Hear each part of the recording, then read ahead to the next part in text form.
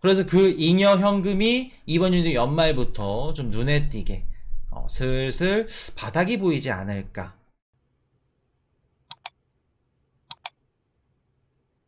자, 미국 증시가 상승했던 이유, 시퍼렀던 이유. 자, 미국 6월 소비자 신뢰지수 109.7, 17개월 만에 최고치. 소비자들한테 물어봅니다. 앞으로 어떻게 될 것 같고, 앞으로 지수는 어떻게 될 것 같고, 경기 침체는 어떨 것 같고, 긍정적이라는 거예요. 109.7, 17개월 만에 최고점을 기록합니다. 5월 달보다 지금 미국인들의 소비자 신뢰 지수가 계속해서 올라가고 있다 그래요. 그럼 이것만 올라가냐? 아니죠. 미국의 집값도 보통 이제 주요 도시들 이런 데서도 0.9%에서 한 1% 정도 집값 상승이 일어나고 있고, 주택 매매량도 3개월째 상승이라고 합니다. 지금 미국의 주택 거래량, 주택 시장, 부동산 시장이 지금 올라오고 있어. 이거 왜 올라오고 있다 말씀드렸죠? 코뉴 씨랑 배웠던 거.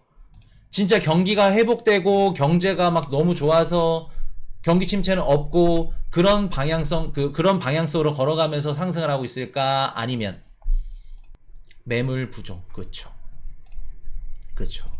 모기지 금리가 7%대입니다. 7%대에서 부동산 시장이 상승한다? 회복한다? 앞뒤가 안 맞죠.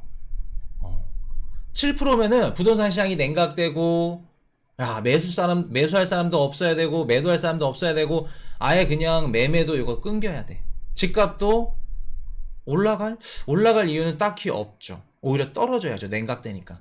근데 집값이 오르는 이유. 높은 금리로 인해서 어떻게 한다? 기존의 주택 판매자들이 매도를 하지 않는다. 그러면 수요가 공급을 못 따라가니까 가격이 상승이 나오고 있다. 일시적으로. 미국의 주택 시장 좋은 지표만은 아니라는 거. 자, 이렇게 보시면 되고. 또 이제 어떤 지수들이 좋게 나왔냐면은, 우리가 보통 미국이나 이제 각 정부에 속해 있는 이제 기업들이, 기업들이 활성화를 잘하고 있고 일을 잘하고 있구나 라를 평가하고 알 수 있는 지표 중에 하나가 뭐냐면 내구재 수주 지표입니다. 얘네들이 얼마나 내구재를 발주를 넣었고 얼마나 썼냐, 이거를 보면은 기업들이 제대로 공장을 돌리고 있구나 아니면 없구나를 알 수 있는 지표가 될 수 있겠죠. 근데 5월달 내구재 수주 지표가 전월 대비 1.7% 증가를 했습니다. 미국에.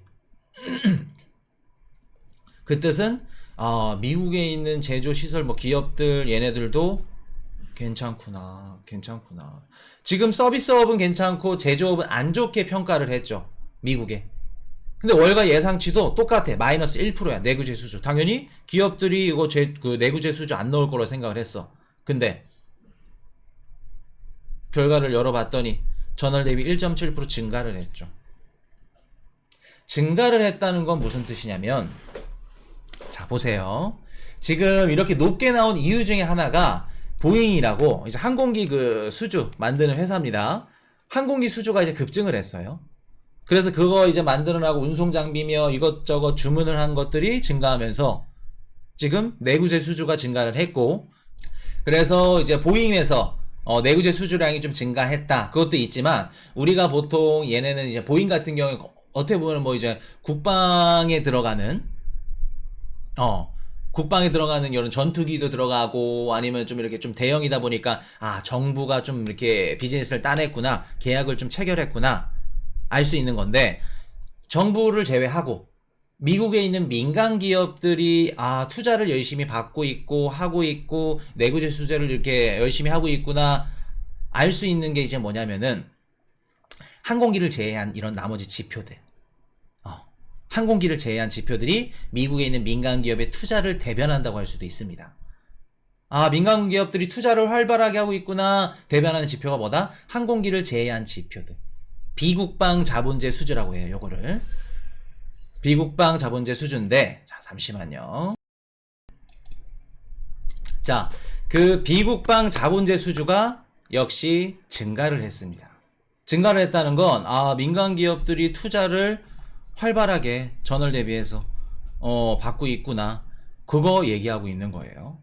그래서 소비자 신뢰 지수도 좋아, 주택 매매량도 급등했어, 집값도 3개월째 상승 중이야, 그리고 내구재 수주 지표도 너무 좋아. 이 네 가지 지표가 너무 좋게 나오니까 당연히 긍정적으로 본 겁니다. 미국 주식 올라가고 있고, 뭐 주택시장 좋고, 기업 재고 좋고, 뭐 기업들 설비 투자하는 거 좋고, 그러면 이번 달 말에 발표되는 우리 미국 2분기 GDP 추정치도 당연히 뭐 JP모건이나 뱅크 오브 아메리카나 이런 그 투자은행들이 어떻게 해요? 추정치를 상향 조정시키겠죠.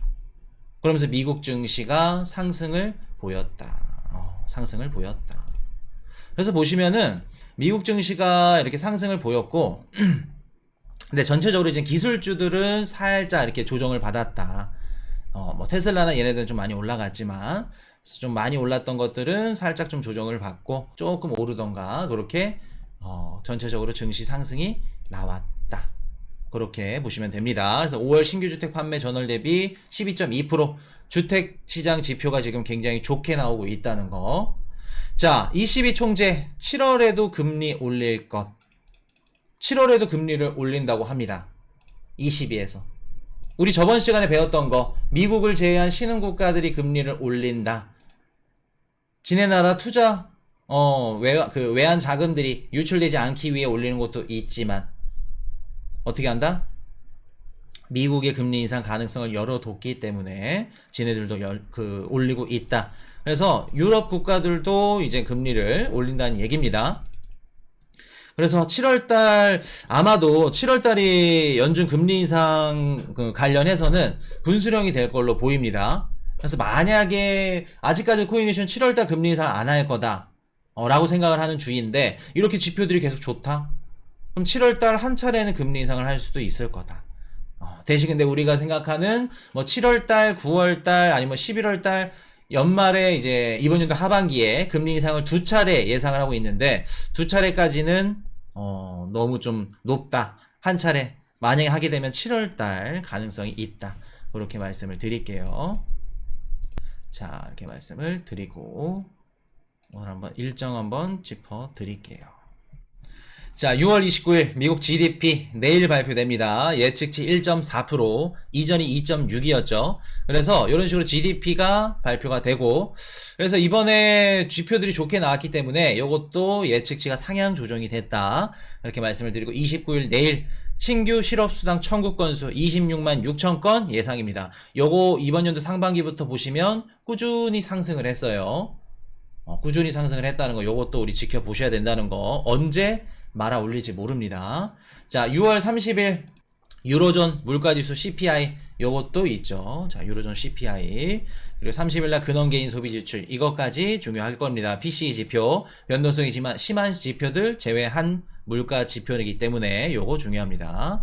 그리고 7월 7일 비농업 고용지표 발표되고 10일날 중국 PPI 12일날 미국 CPI 요거 예측치 아직 안 나왔네요. 이전이 4.0인데 3%대 나올 가능성 굉장히 높다.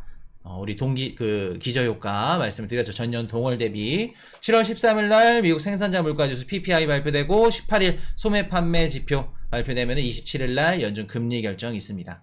요게 하이라이트가 되겠네요.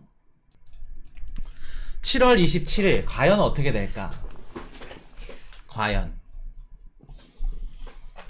한 가지 팁을 드리자면 역사적으로 뭐 썸머 랠리도 나올 수도 있고 역사적으로 7월 말부터 8월 초에는 주식이든 비트코인이든 비트코인은 제외해야겠네요. 주식시장의 거래량이 굉장히 급감하는 기간입니다. 이때 뭐 해야 돼요? 7월 말 8월 초? 외국의 뭐 환트레이드도 그렇고 PB들도 그렇고 휴가 가야지. 물놀이 가야지. 거래량이 급감하는 시점이 7월 말 8월 초라는 거 역사적으로 자 그렇게 말씀을 드리고 자 러시아 민간 용병 기업 요거 바그너 그룹 반란 일으킨 거 아직 시장에는 크게 영향을 끼치지 않습니다. 그렇기 때문에 아직 그렇게 디테일하게 다뤄드릴 필요는 없을 것 같고 소비자 신뢰지수 뭐 주택 매매량 주택 뭐 평균 집값 내구재 수주 지표까지 나오는 지표마다 다 긍정적으로 좋게 나왔다. 그래서 많은 기관들이 미국의 2분기 GDP 추정치를 상향 조정하고 있고 미국의 긍정적인 장밋빛 뷰를 지금 보고 있기 때문에 미국 증시가 다시 한번 상승을 하고 있다. 자, 그렇게 말씀을 드려볼게요. 자, 지금 우리가 항상 뭐 경기 침체 지표나 이런 것들도 보이지 않고 미국 증시 상승하고 있고 경기 침체 이런 지표들도 다 좋게 보이고 있습니다. 좋게 나오고 있죠. 그러면 그 주식을 사기 위해서는 합리적인 판단을 한번 해볼게요. 의심스러운.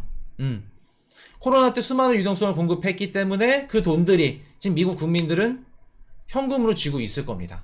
기업들 입장에서는 제로금리다 보니까 많은 자금을 땡겼겠죠. 그러면 상반기 그 돈으로 소비도 하고 주식도 투자하고 굳이 대출 받을 필요 없는 겁니다. 금리가 높다 보니까. 근데 이런 잉여 현금이라고 표현을 해볼게요. 잉여 현금들이 이번 연도 하반기, 내년 상반기, 내년 하반기 점점 가면 갈수록 어떻게 될까? 점점 가면 갈수록 물론 금리 인하가 안 하고 유동성 공급이 안 한다는 가정하에 지금과 같은 전체적인 시장 뷰로 봤을 때 아마도 잉여 현금이 떨어지지 않을까.